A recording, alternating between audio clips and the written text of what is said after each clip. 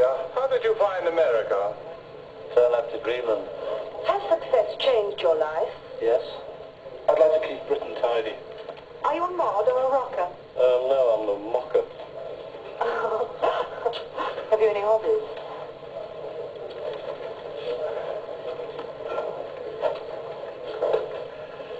I'm someone who admires you very much. Well, I'm sorry you liked the old mom tops, dear, and you thought I was very satirical and witty, and you liked Hard Day's Night Love, but I've grown up, but you obviously haven't. Have you? Yes, but... What have you grown up to? No, 29. Get on the front page. I might as well get on the front page with the word peace. But you've made yourself ridiculous. To some people, I don't care. If it, You're too good if for it what you're saves doing. lives... You don't think you... Oh, my dear boy, you're living in another.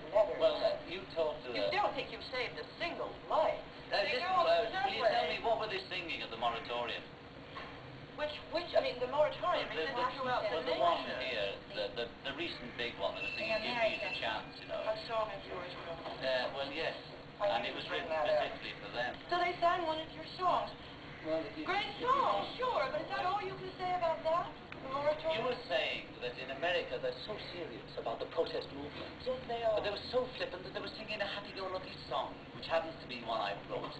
And I'm glad they sang it. And when I get there, I'll sing it with them. You, of course, had your own special followers. How different was a Ringo fan from a George fan?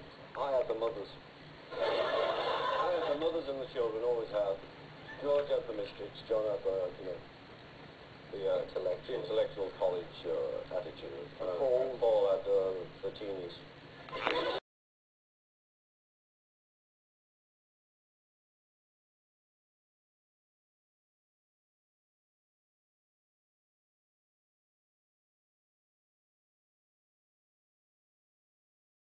Then, just bring us up to date, would you?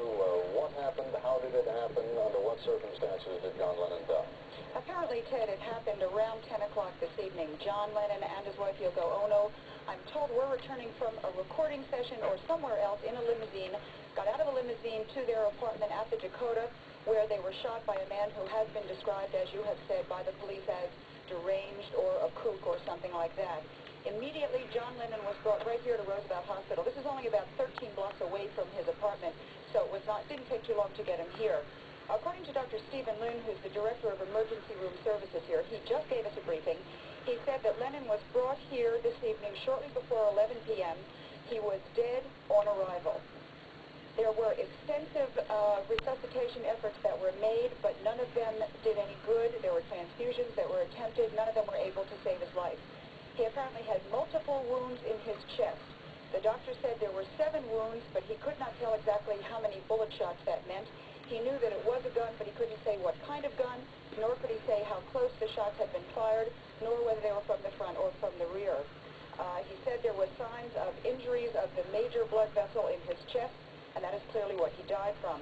Very shocked, it's terrible news. What were you recording today? I was just listening to some stuff, I just didn't want to sit at home. Why? Well, I didn't feel like it. What time did you hear the news? This morning sometime. Very early? Yeah. Don't know yet. Drag, isn't it? Okay, cheers. All right. How did you? I was in bed at the time in England, and I don't know, the call came through sometime in the morning, 4 or 5 in the morning.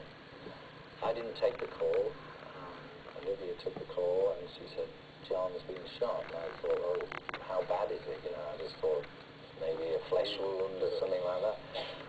But so he said, no, that's it, he's dead. So I didn't know. I just went back to sleep, actually. Maybe it's just a way of getting away from it. I just went to sleep.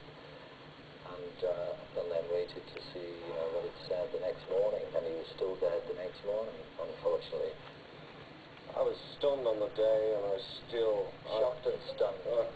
I cry easy, and just the other day, just because we're all sitting, and George and I watched this movie that George was making about John. And I just get emotional. Oh, don't tell me, don't. I get emotional myself. George, I still miss the man. I loved the man, I was close to the man. And he went out just in such a stupid way, How did you... And the guy's famous now, for God's sake. Yes, that's the... What do you think of that? cruel irony, of course, you're quite right. How did you hear the news yourself? Well, I heard it. We were in the Bahamas at the time. And my stepdaughter, Francesca, called her father's daughter. And she said, something on the news about John. What is it, like a shooting and things like that? We don't know what it is. You know, I didn't really... I never ever went to, like, good night. And then they called back and they said, yeah, it was actually rolled away. So we sat around and just devastated, actually. And I was down.